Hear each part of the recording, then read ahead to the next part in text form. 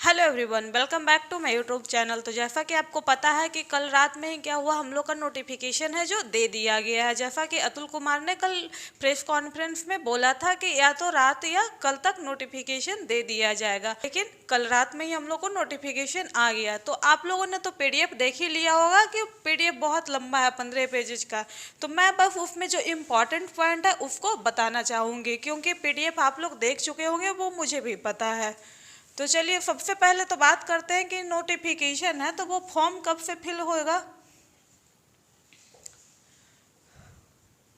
तो form fill करने का जो डेट दिया गया है 15 जून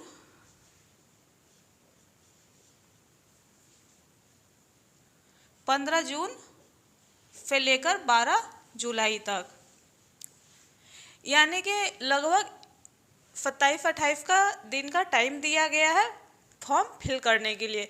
लेकिन इसमें क्या है, उन्होंने बोला कि कुछ डॉक्यूमेंट्स भी हैं जो इम्पॉर्टेंट है, जो कि फॉर्म फिल होने के टाइम हम लोग के पास होना चाहिए। और अगर वो फॉर्म फिल करने का टाइम आपके पास नहीं रहेगा तो क्या है, आप इसके लिए फिर एलिजिबल नहीं होंगे, क्योंकि उन्होंने सीधा सीधा बोला है कि अगर जो जो आप लोग आरक्षण चाह रहे हैं तो उसके लिए वो पेपर आपके पास उस टाइम ही अवेलेबल होना चाहिए, नहीं तो आपको बाद में आरक्षण नहीं दिया जाएगा। और इसके लिए बीपीएससी भी जिम्मेदार नहीं होगा, उन्होंने साफ साफ अपने नोटिफिकेशन में क्लियर कर दिया है। तो चलिए उससे पहले मैं दूसरे पॉइंट पर बात करती हूँ, और कौन कौन से डॉक्यूमेंट्स आपके लिए इम्पॉर्टेंट है वो भी मैं आपको बता दूंगी। तो रिक्तियाँ, तो उन्होंने क्लियर लिख दिया है कि जो रिक्ति है, वैकेंसी है, वो घट भी सकती है और बढ़ भी सकती है। जैसा कि सारे फॉर्म में लिखा रहता है कि घट भी सकता है, बढ़ भी सकता है। घटने का तो कोई चांस रहता ही नहीं है। जितने भी वैकेंसी आते हैं सारे में वैकेंसी को इंक्रीज किया जाता है, ना कि डिक्रीज किया जाता है। उसके बाद हुआ अहर्ता। अनिवार्य अहर्ता में क्या है, इसमें क्या किया है इन्होंने, अदर स्टेट वाले को क्या है बाहर का रास्ता दिखा दिया, जो कि साफ साफ इन्होंने नोटिफिकेशन में क्लियर कर दिया है कि ये क्या होना चाहिए, उनके पास इंडियन सिटीजनशिप होना चाहिए और बिहार के अस्थायी निवासी होने चाहिए।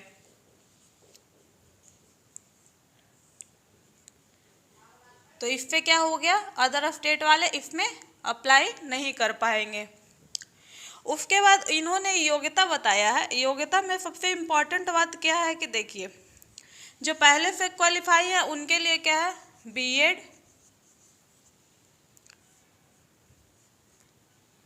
डीएलएड, और क्या हो गया, सीटेड क्वालिफाई होना चाहिए पेपर 1 में, क्योंकि 6 to 8 में क्या है हम लोग का वैकेंसी नहीं दिया गया है। तो सीटेड पेपर 1 में क्वालिफाई होना चाहिए। वहीं अगर 9th 10th और 11th 12th के आप टीचर बन रहे हैं तो क्या होना चाहिए, एफटेड पेपर 1 एंड पेपर 2 क्वालिफाई होना चाहिए। पेपर 2 किसके लिए है, 9th 10th के लिए है, और पेपर 2 क्या हो गया, 11th 12th के लिए वो हो गया। और इसके साथ साथ क्या होगा, जो 11th 12th के लिए फॉर्म फिल करेंगे तो उनका क्या होना चाहिए, मास्टर डिग्री भी क्या होना चाहिए, कंप्लीट होना चाहिए, यानी कि उन्होंने एमए और एमएफए कर रखा हो, वही लोग इसके लिए एलिजिबल होंगे। चलिए ये तो हो गया क्या है, जो जिनका डिग्री कंप्लीट है। और उसके साथ साथ उन्होंने ये भी बोला है कि 2021 और 2023 वाले सेशन भी इसमें अप्लाई कर पाएंगे, ये उनको भी मौका दिए हैं। लेकिन उसके लिए एक कंडीशन है, क्या, 31 अगस्त 2023 से पहले इनका क्या होना चाहिए, एग्ज़ाम हो जाना चाहिए। यानी कि भले ही रिजल्ट आने में लेट हो, लेकिन उनका एग्ज़ाम क्या होना चाहिए, कंडक्ट हो जाना चाहिए बीएड का। और अगर वो सीटेड पेपर 1 क्वालिफाई हैं तो, क्योंकि यहाँ पर ये है कि जुलाई जो सीटेड होने वाला है उनको वो लोग मौका नहीं दिए हैं। तो सीटेड जुलाई वाले को क्या है, ये लोग मौका नहीं दिए हैं। कल तक जैसा कि उन्होंने प्रेस कॉन्फ्रेंस में बोला था तो लगा था कि क्या है, जुलाई वाले को भी मौका देंगे, लेकिन नहीं, वहाँ नोटिफिकेशन में लिखा हुआ है जुलाई सीटेट वाले को मौका नहीं दिया जाएगा। वैसे कैंडिडेट को वहाँ पर मौका दिया जाएगा जो सीटेट पेपर 1 क्वालिफाई है और 2021 और 23 वाले सेशन है उनका 31 अगस्त 2023 से पहले उनका अगर कंप्लीट हो जाता है तो बोले कि इसके लिए एलिजिबल है। वहीं अगर हम लोग परीक्षा शुल्क की बात करें तो क्या यूआर के लिए इन्होंने क्या रखा है, ₹750 है। वहीं फीमेल कैंडिडेट के लिए इन्होंने ₹200 रखा है। SC/ST के लिए भी 200 है और फिजिकली हैंडीकैप है उनके लिए भी 200 है। और यहाँ एक चीज़ और मेंशन किया गया है कि जिनके पास भी आधार कार्ड उनका नहीं बना हुआ है तो उनको क्या होगा, बायोमेट्रिक के लिए उनको ₹250 अलग से पे करना होगा। तो और जिनके पास क्या है पहले से आधार कार्ड अवेलेबल है तो उनको क्या है ₹250 देने की कोई ज़रूरत नहीं होगी। तो ये बात हो गई परीक्षा शुल्क की। अब हम लोग बात करते हैं कि क्या क्या वहाँ पर हम लोग को पेपर चाहिए। जो पेपर है कि क्या है अनिवार्य है, अगर आपको आरक्षण चाहिए, ओबीसी हुए, SC/ST हुए, EWS हुए, अगर इसका आरक्षण आप लोग को चाहिए तो आपको वो डॉक्यूमेंट्स आपके टाइम फॉर्म फिल करने के टाइम आपके पास होना चाहिए। तो सबसे पहले तो आवासीय, जो कि सारे लोग को बनवाना है, या ओबीसी हो जनरल हो सारे कैंडिडेट को बनवाना है। उसके बाद हो गया जाति। नेक्स्ट हम लोग को आय प्रमाण पत्र भी बनवाना है। और जो ओबीसी है उनको क्या बनाना होगा, ओबीसी यानी ईबीसी में जो 2 कैंडिडेट आते हैं उनको दोनों को क्या बनाना होगा, नॉन क्रीमी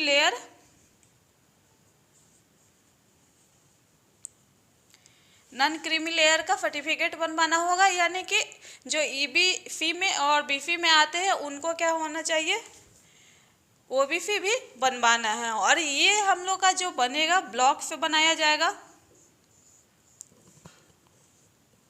आरओ डिपार्टमेंट के द्वारा ये बनाया जाएगा। तो इसको ये तीनों आप ऑनलाइन अभी अप्लाई कर दीजिए तो 7 वर्किंग डेज में आप लोग का बनकर तैयार हो जाएगा। उसके बाद वहीं पर क्या है, ओबीसी अगर आपको बनवाना है तो ओबीसी के लिए आप क्या करिएगा कि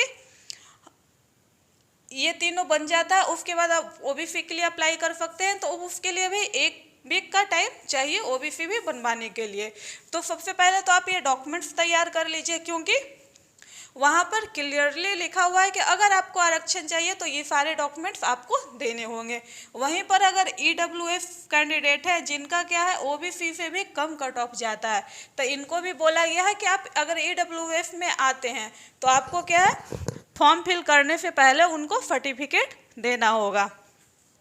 और हाँ, उन्होंने ये भी बोला, और फोटो के बारे में इन्होंने क्या बोला है कि फ़ोटो जो होना चाहिए करंट होना चाहिए।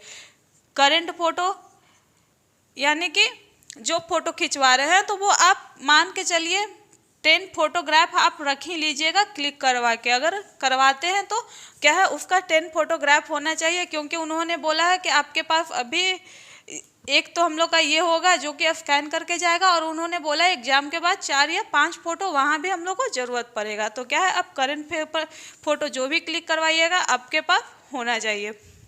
तो यहाँ से क्या हो गया, आप लोग को मैंने जो इम्पॉर्टेंट बात था वो मैं आपको बता दी हूँ। वहीं अगर बात किया जाए तो फॉर्म अगर अप्लाई अगर फाइट होता है तो क्या होगा, क्या क्या वहाँ पर हम लोग को चाहिए, चलिए मैं एक बार वो भी आपको बता देती हूँ। तो एक तो उन्होंने मेंशन किया है कि मोबाइल नंबर जो होना चाहिए वो कैंडिडेट का अपना होना चाहिए, और वो भी आधार कार्ड से लिंक्ड मोबाइल होना चाहिए। फिर आप अगर वहाँ मोबाइल नंबर ये करेंगे तो सबसे पहले आपको यूजर नेम फॉर्म भरने के टाइम बनाना पड़ेगा, फिर वहाँ पासवर्ड क्रिएट करना होता है। उसके बाद ईमेल आईडी जो कि मोस्ट इम्पॉर्टेंट है। अगर आपके पास ईमेल आईडी नहीं है तो आप ईमेल आईडी बना सकते हैं। और सिग्नेचर है जो हिंदी एंड इंग्लिश में होना चाहिए।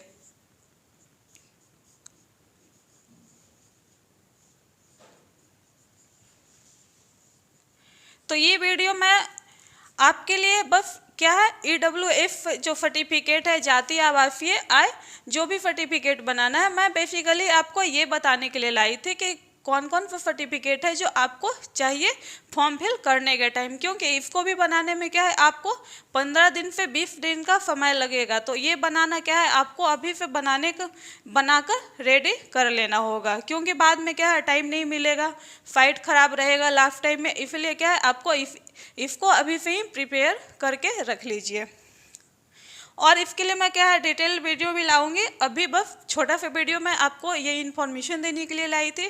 तो चलिए आज का वीडियो हम लोग यहीं समाप्त करते हैं, मिलते हैं नेक्स्ट वीडियो में। Thanks for watching.